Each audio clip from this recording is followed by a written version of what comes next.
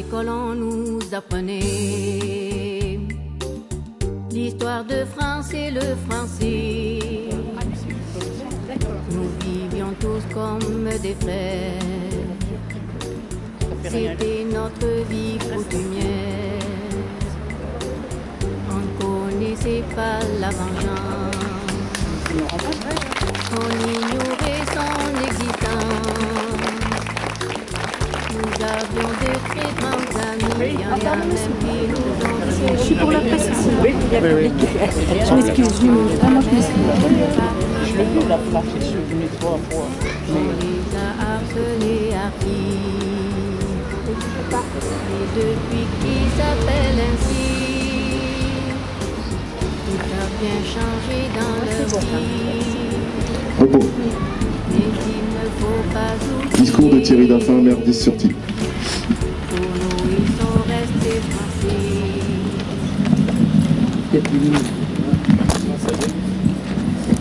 Jeunesse.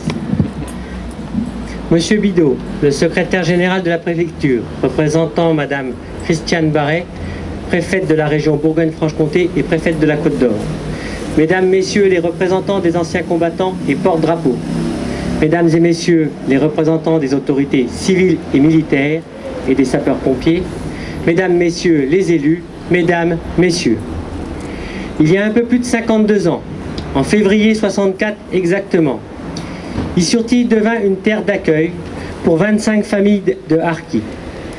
Toutes ces familles avaient la nationalité française, souvent acquise par le sang versé sur les champs de bataille.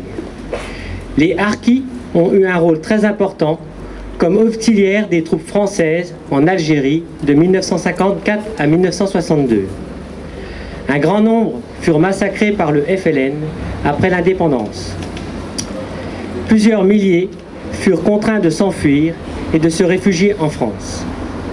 Ils s'installèrent au hameau forestier Route de Selonget, actuellement établissement Cordier, sur un terrain mis à disposition par la municipalité d'Is-sur-Tille et son maire André Huve.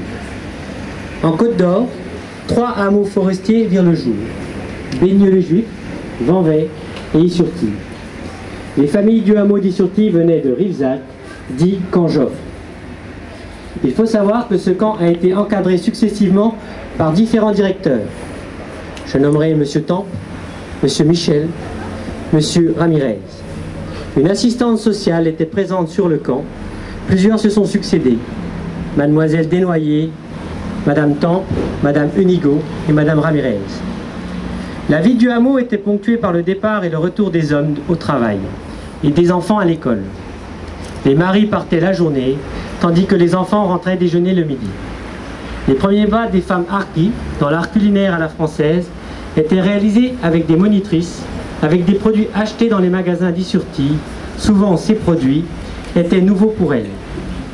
L'après-midi, les femmes et les jeunes filles ayant quitté l'école se retrouvaient dans la salle commune où elles apprenaient à coudre et à tricoter.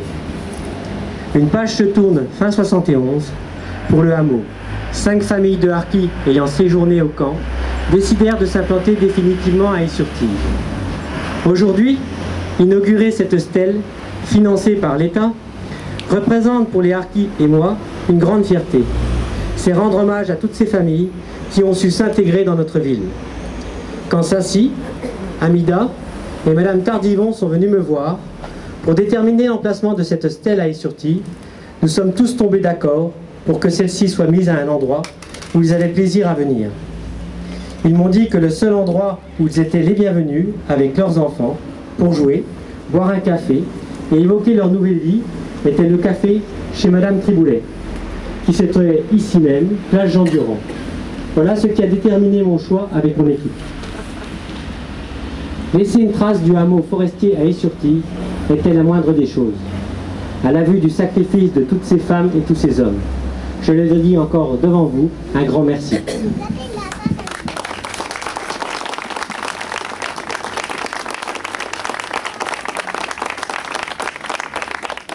Discours de M. Bedredjem, de l'association Défense et Avenir des Harkis.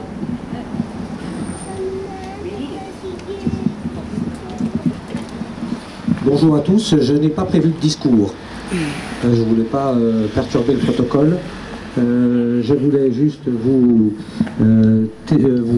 dire 3 mots.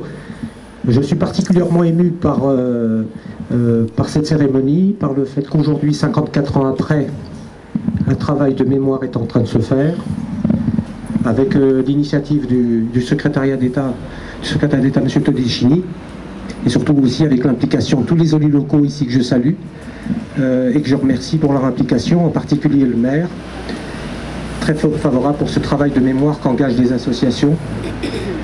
Je voulais remercier ici de votre présence, surtout, je n'attendais pas à voir autant de monde. C'est un événement, le camp de Harki, qui a accueilli effectivement un certain nombre de familles, j'y ai résidé, comme un certain nombre de jeunes et d'enfants qui sont présents ici. Et c'est un témoignage très important de la part de tous ceux qui sont là. Donc je salue les représentants locaux, le maire en particulier, tous les soldats qui sont présents ici, l'ancien maire, M. Rebiffet, M. Barrière ici présent, que tout le monde connaît, et puis, j'en oublie certainement, la représentation des Pieds Noirs ici aussi qui nous soutiennent, tous les anonymes. Donc ce travail est très important et j'espère que c'est le début d'un grand travail de reconnaissance à l'égard des harkis, de leurs familles.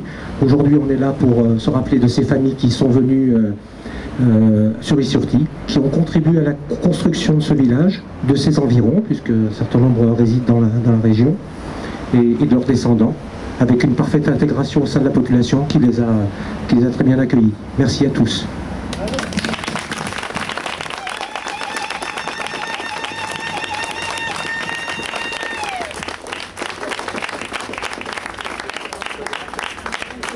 Discours de M. Bidot, secrétaire général de la préfecture.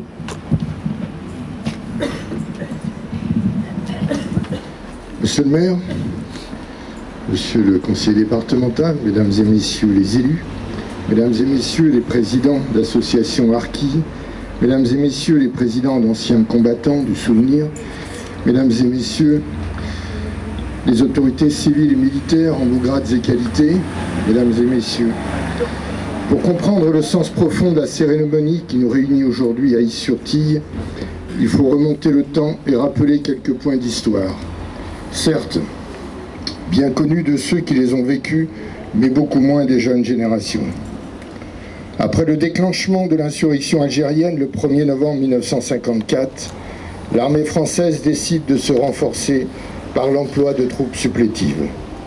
5 catégories ont ainsi existé durant ce que l'on appelait encore à l'époque des opérations de maintien de l'ordre. On peut citer les groupes mobiles de police rurale,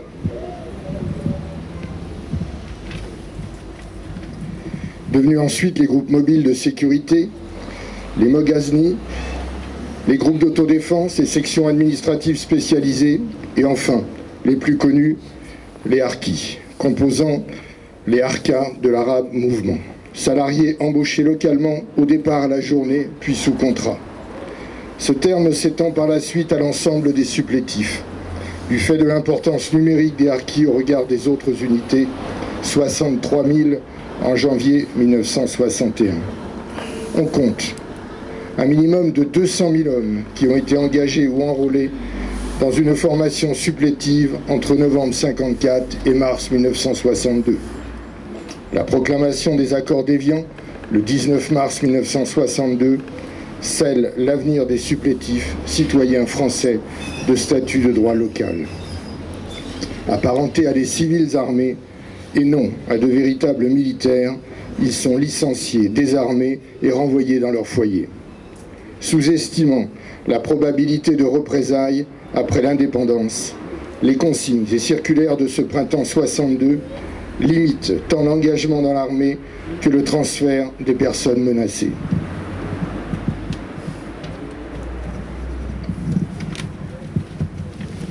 Par le biais de transferts officiels minimalistes, de ceux clandestins, des officiers et sous-officiers de l'armée française qui risquent leur carrière pour emmener leurs hommes avec l'aide de la Croix-Rouge ou individuellement. Plusieurs dizaines de milliers de supplétifs et membres de leur famille fuient l'Algérie pour la France, le début d'un long exil.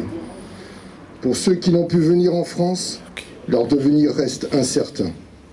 Si d'aucuns ont pu se réinsérer dans l'Algérie indépendante, beaucoup furent victimes de sévères représailles ou de marginalisation sociale sans que les historiens ne puissent donner une estimation précise.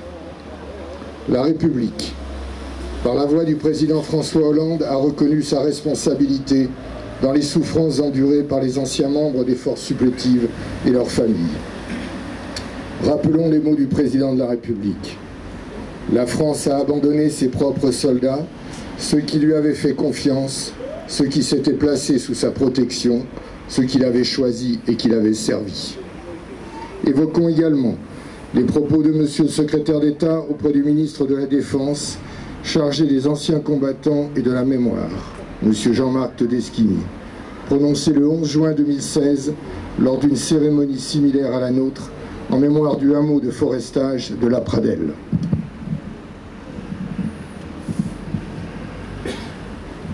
Nous honorons la mémoire des militaires et des civils victimes des affrontements et des massacres, ainsi que des rapatriés et des harkis, victimes de l'injustice et du déracinement.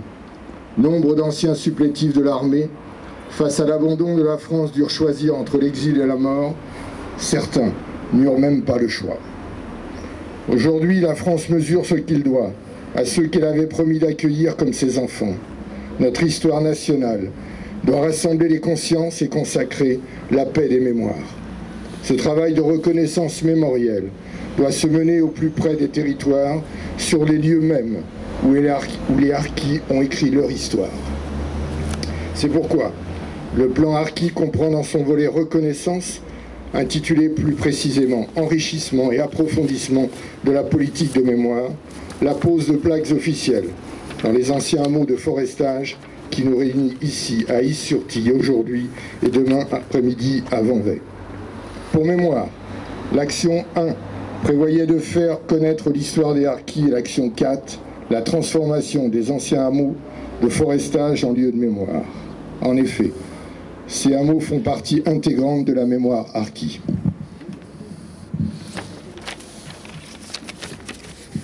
À leur arrivée en métropole, nombre d'entre eux connurent tout d'abord les camps de transit ouverts dans le sud de la France, parmi lesquels je citerai les camps du Larzac dans l'Aveyron et de Rivesaltes dans les Pyrénées-Orientales, qu'ont bien connu certains harkis présents aujourd'hui. Camps de toile, de tentes dans lesquels ils ont souffert des conditions climatiques. Peu après, des cités urbaines sont créées, des logements sont réservés aux anciens supplétifs dans le cadre du programme harki de la Sonacotra et de la SNCF. Par ailleurs, les harkis sont également accueillis dans 70 hameaux forestiers, essentiellement situés dans les régions du Languedoc-Roussillon, de Provence-Alpes-Côte d'Azur et de Corse, mais aussi dans notre département de la Côte d'Or, lequel a compté 3 camps forestiers, comme vous l'indiquiez, monsieur le maire, à Baigneux-les-Juifs, Vanvay-sur-Ours et bien entendu Is-sur-Tille. Dans les archives qui m'ont été remises, j'ai relevé que la préfecture de Côte d'Or avait sollicité, par courrier du 26 août 1963, le maire d'Is-sur-Tille.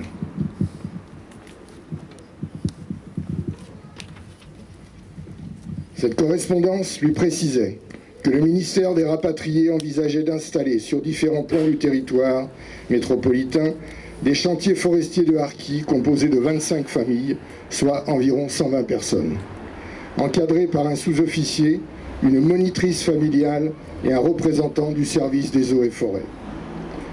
Comme la ville d'Is-sur-Tille, par sa situation géographique et par son importance, semblait parfaitement convenir pour l'implantation d'un tel hameau, la préfecture demandait au maire de solliciter l'avis de son conseil municipal sur cette éventuelle création.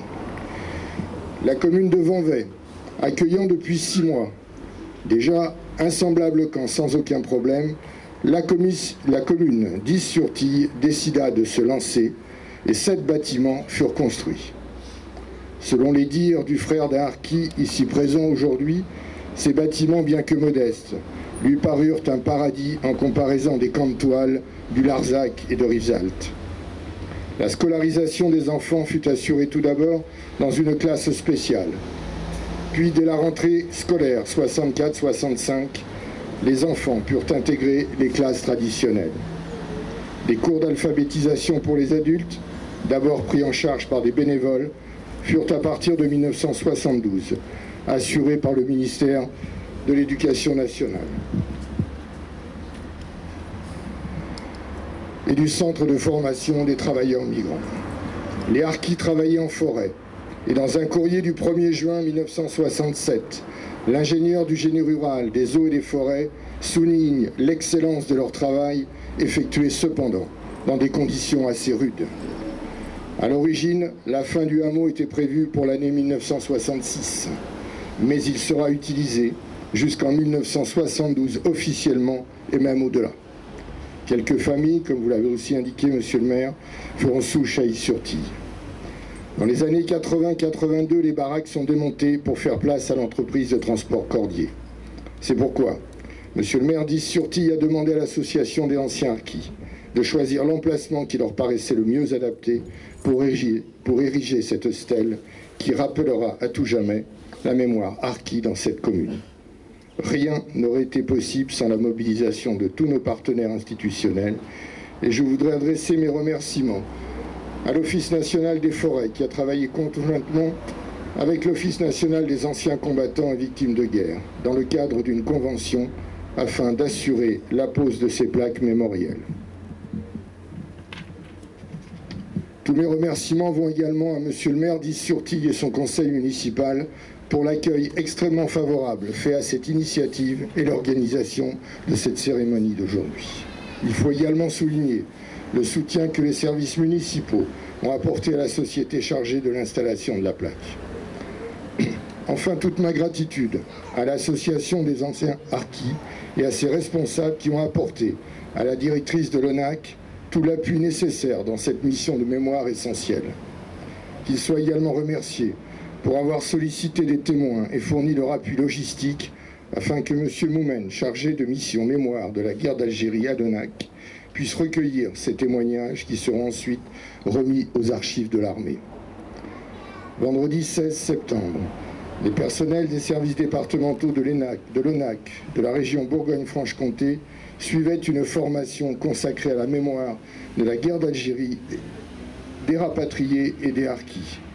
Comme vous pouvez le constater, la mise en place du plan harki avance. Face à cette stèle, nous honorons l'engagement de monsieur le Premier ministre qui déclarait lors de son discours annonçant le plan harki le 25 septembre 2014, face au déracinement, à l'abandon et à l'oubli, la République répond. Réparation, dialogue et reconnaissance, elle répond aussi. Justice sociale et réconciliation des mémoires. Permettez-moi d'adresser à tous les harkis et leurs familles toute la fraternité et la reconnaissance de la République française et de les assurer que leur histoire fait partie intégrante de la mémoire de notre pays.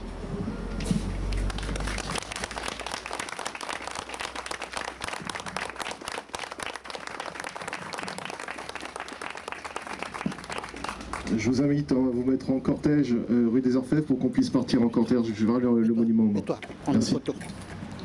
Mets-toi. On va prendre une photo. Monsieur le maire.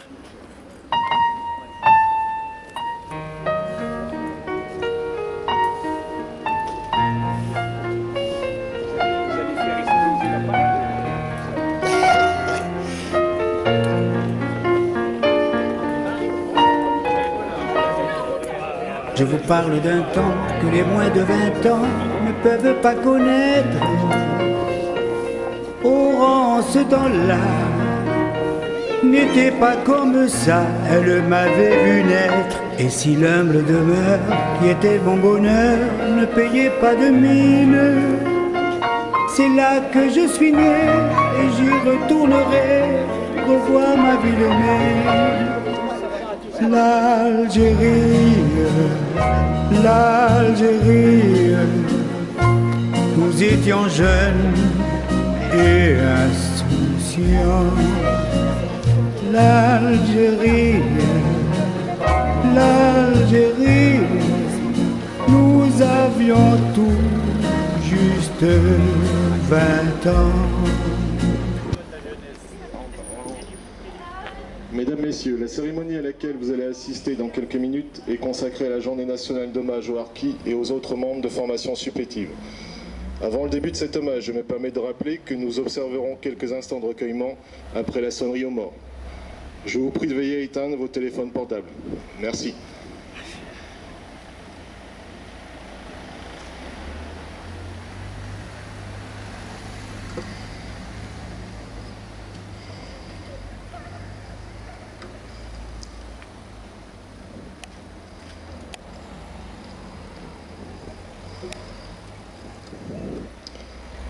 Pour l'ensemble, à mon commandement.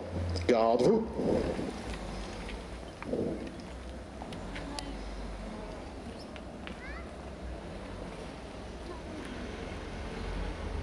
Attention pour les couleurs.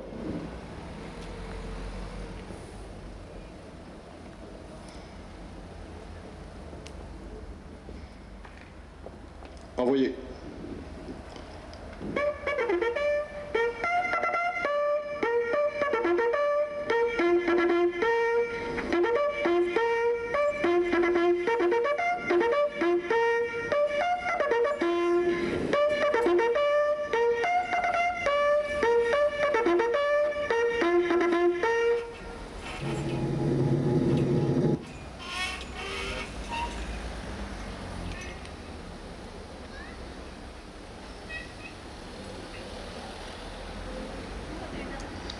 Repos.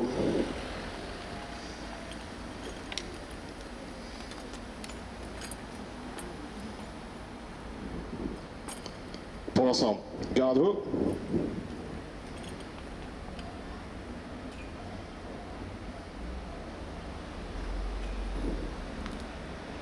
Ouvrez le banc.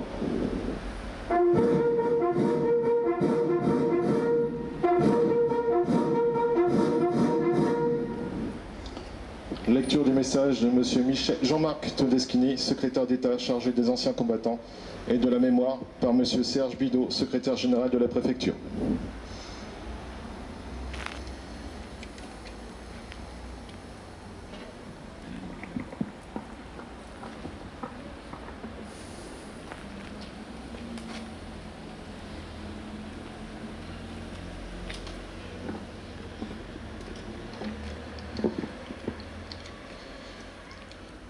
Message de M. Jean-Marc Todeschini, secrétaire d'État chargé des anciens combattants et de la mémoire, pour la Journée nationale d'hommage aux harkis et aux membres des formations supplétives, en ce 25 septembre 2016. 24 et 25, il fait pour les 2 jours. Nous rendons aujourd'hui un hommage solennel aux harkis et aux membres des formations supplétives qui ont servi la France tout au long de la guerre d'Algérie. Si les premières forces auxiliaires mobiles se forment sur le terrain dès 1955, c'est en 1956 que le terme harki naît administrativement, englobant par la suite l'ensemble des volontaires algériens qui servaient en dehors des cadres de l'armée régulière. Aujourd'hui, 60 ans après, ce terme a un sens plus large. Il renferme les notions de fidélité, d'engagement et de sens du devoir. Pourtant, en 1962, alors que les armes se taisaient, la France ne fut pas à la hauteur de la confiance que les harkis avaient placée en elle. Elle n'accorda pas sa protection aux harkis qui choisirent de rester dans leur pays, les livrant ainsi à de violentes représailles. Et pour ceux qui choisirent de rallier le territoire national, elle ne sut pas les accueillir comme ses enfants, les abandonnant dans des camps de transit où les conditions de vie étaient déplorables. Après avoir servi la France avec abnégation, loyauté et un dévouement sans limite, ces familles ont affronté les épreuves avec fermeté et dignité. Pour leur courage et leur fidélité inconditionnelle à notre pays, tous méritent la reconnaissance de la République. Le décret du 31 mars 2003, qui institue une journée nationale d'hommage aux harkis et aux membres des formations supplétives, fut une première étape sur le chemin de la reconnaissance et de l'hommage dû par l'État et la nation tout entière envers ces hommes qui ont payé, avec leurs familles, un prix souvent terrible pour leur attachement à la France. Chaque année, cette journée contribue à l'expression de notre respect pour les sacrifices consentis. Des gestes de reconnaissance, il y en eut d'autres. Depuis 2 ans, l'exposition itinérante Parcours de Harkis, l'apposition de plaques dans les anciens hameaux de forestage et le recueil de témoignages concourent à l'intégration pleine et entière de l'histoire des Harkis et de leurs familles dans la mémoire nationale. La reconnaissance passe aussi par l'attention et l'écoute que l'État leur porte, notamment à travers l'action des 13 comités régionaux de concertation, mais aussi grâce au dialogue inédit instauré entre les représentants d'associations et le gouvernement. Notre action est loin d'être terminée. Nous devons poursuivre nos efforts avec ténacité pour que ceux qui ont souffert d'avoir tant aimé la France y trouvent la place qui leur revient de droit.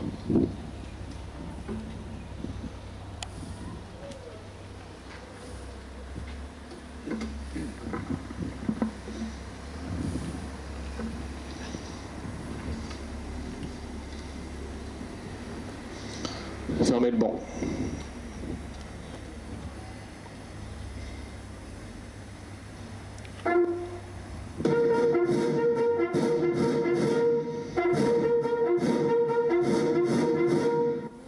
Repos.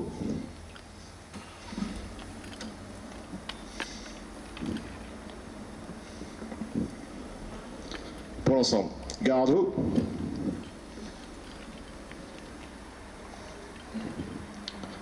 Dépôt de gerbe.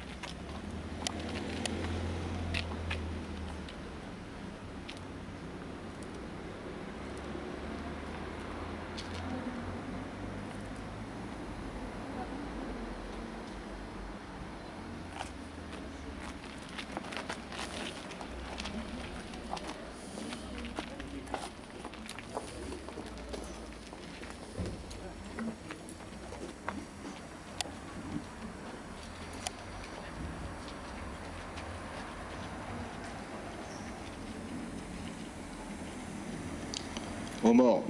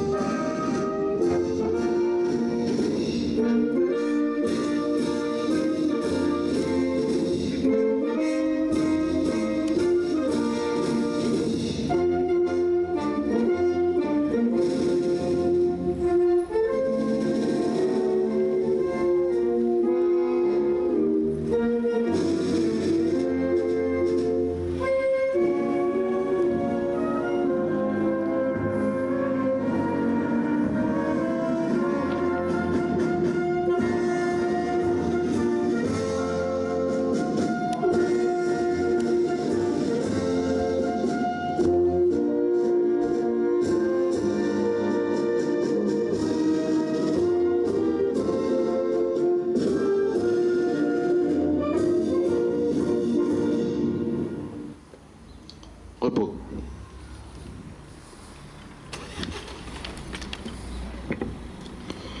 Discours de M. Fèvre, président de l'Association du souvenir de la résistance, Thi et Vingeanne, et secrétaire général départemental de l'ASR et de la Fédération nationale des déportés.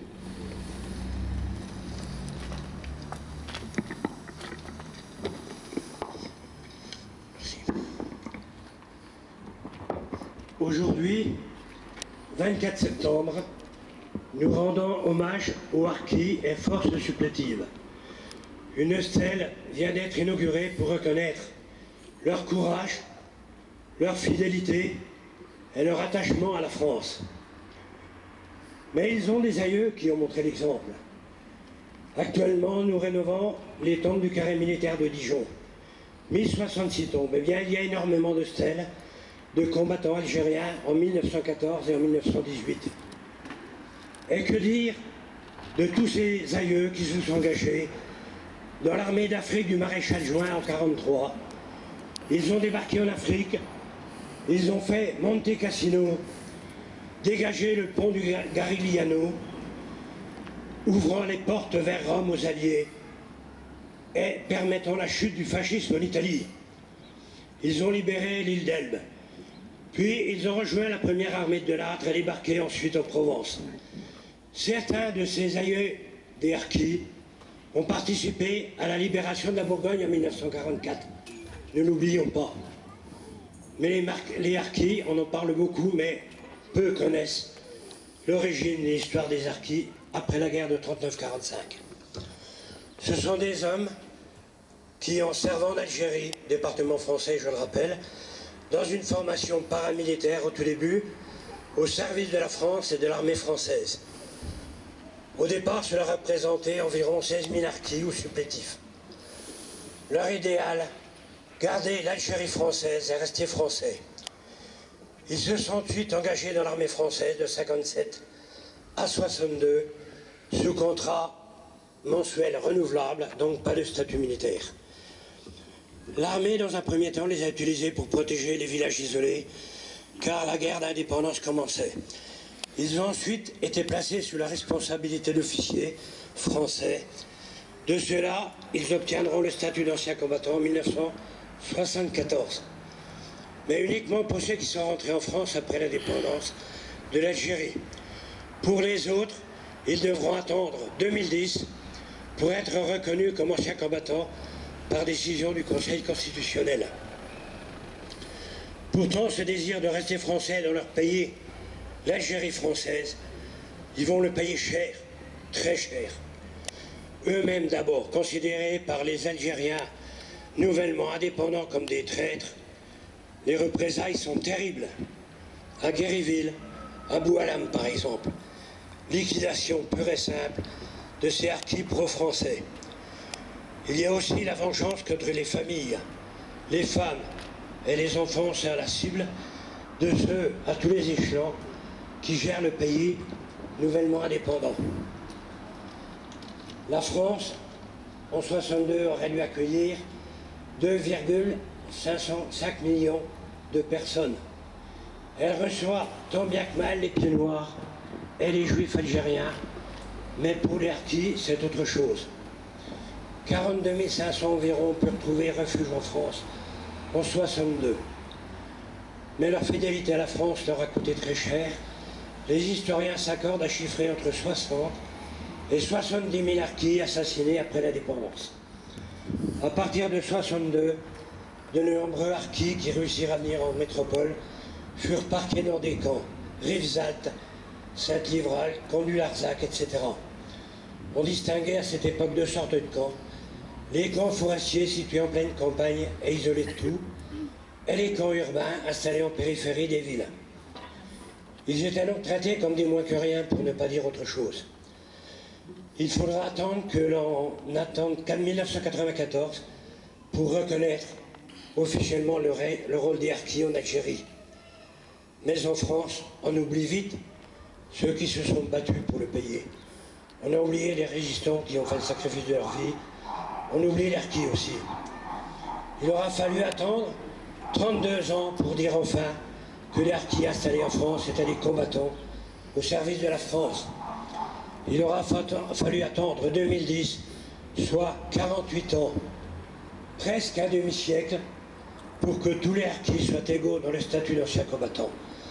Alors en ce jour d'hommage des harkis, n'ayons pas peur des mots et disons-leur bien fort. Vive les harkis, vive la République et vive notre beau pays, la France, pour lequel ils se sont battus, ils ont souffert et à laquelle ils sont restés fidèles.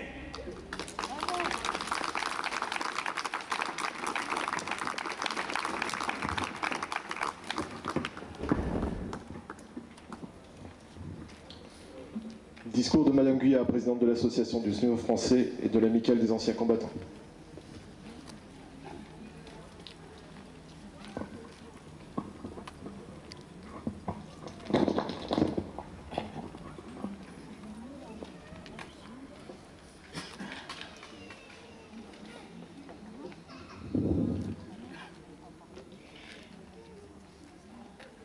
Monsieur le secrétaire général de la préfecture, Monsieur le conseiller départemental, Monsieur le maire d'Issurtille, Monsieur le président de la Légion d'honneur, Messieurs les représentants du maintien de l'ordre, Monsieur le président de la FNACA, Monsieur le président des harkis.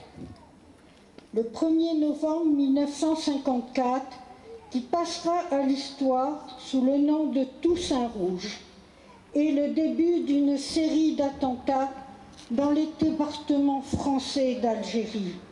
Fermes brûlées, hommes, femmes, enfants enlevés, assassinés, bombes dans les cafés, cinémas, cafétérias. 8 ans de peur, de haine s'installent. La France envoie des troupes pour étouffer cette rébellion, recrute sur place des hommes qui deviennent des précieux auxiliaires de par leur connaissance du terrain et de la culture. Ils sont les harkis. Ils combattent avec bravoure, endurance, ces tenants de la séparation avec la métropole.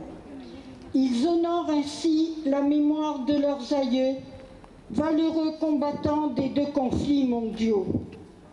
Juillet 62, l'Algérie est devenue indépendante. C'est la débâcle, l'exode. Malheur aux vaincus. Pour les harkis, les supplétifs, s'est échappé aux massacres, aux atrocités de toutes sortes, provoquées par la folie meurtrière des vainqueurs. Désarmés, lâchement abandonnés par leurs chefs, leurs frères d'armes, ceux qui parviennent sur le sol français sont arrêtés, cantonnés dans des camps insalubres, sans ressources.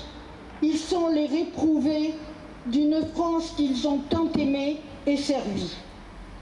Avec patience, courage, de nombreuses années de souffrance, ils ont réussi à reconquérir la place que la France leur devait dans la société française pour eux et leurs enfants. Mais ils ont vieilli, et la cruelle réalité du temps qui passe fait qu'à l'approche de la fin de leur vie, ces hommes ne reverront jamais la terre qui les a vus naître et dont leurs enfants sont bannis. Y aura-t-il encore, dans quelques années, le souvenir de leur choix, guidés par l'amour de la France et de ses valeurs? C'est l'affirmation que l'on peut faire à compter de ce jour, en ayant gravé pour toujours leur empreinte dans le canton d'Issurtille. Il faut savoir honorer le passé, même s'il nous a blessés, pour construire l'avenir de nos descendants. C'est en multipliant ces cérémonies du souvenir, chères aux anciens combattants, que s'appliera le devoir de mémoire. Vive les harkis! Je vous remercie de m'avoir écouté. Bravo.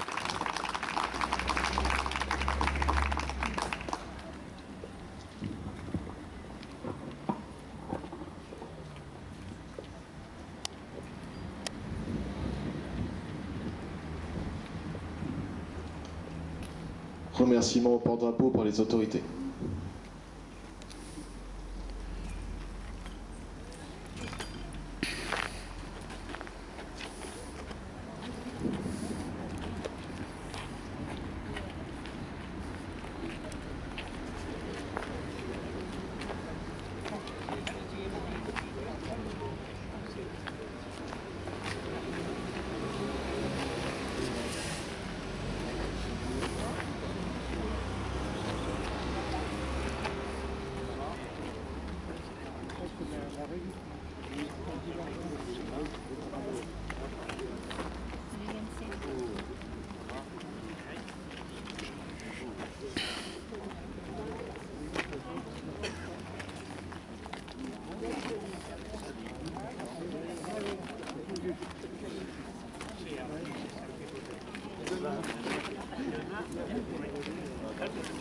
Merci madame.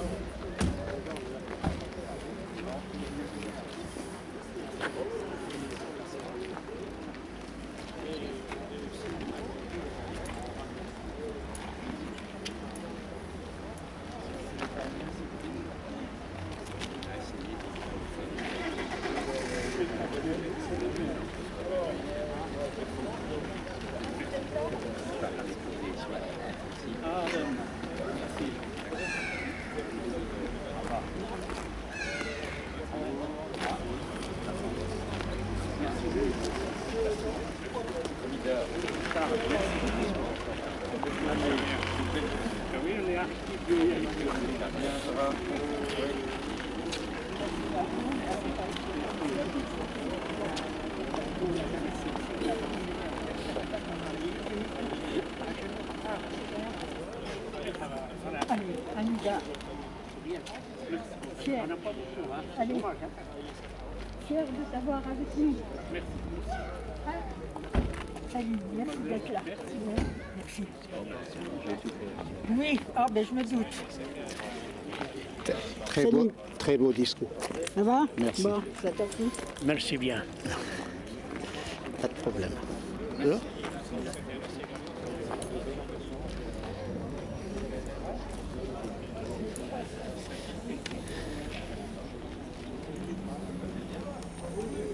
C'est du boulot, hein.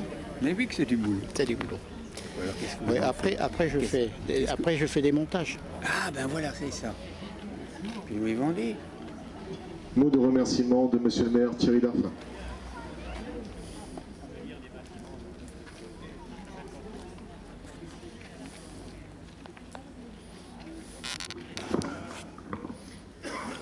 Merci à toutes et à tous de votre présence.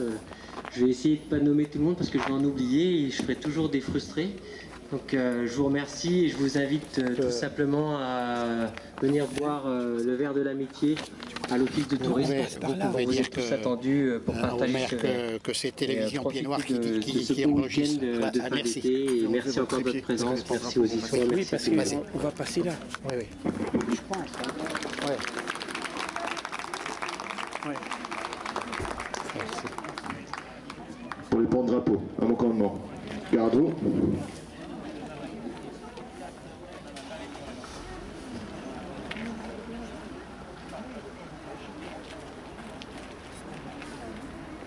À droite. Droite. Vous allez sur l'arrière du monument mort. En avant. Marche. Hop. 2. Hop. 2. Hop. 2.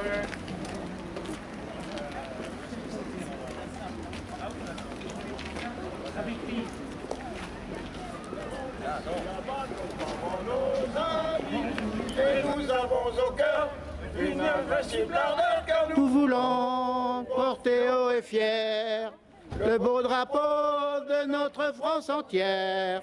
Et si quelqu'un venait à y toucher, nous serions là Voilà. pour mourir à ses pieds, oui à ses pieds. Fissembourg À nos amis.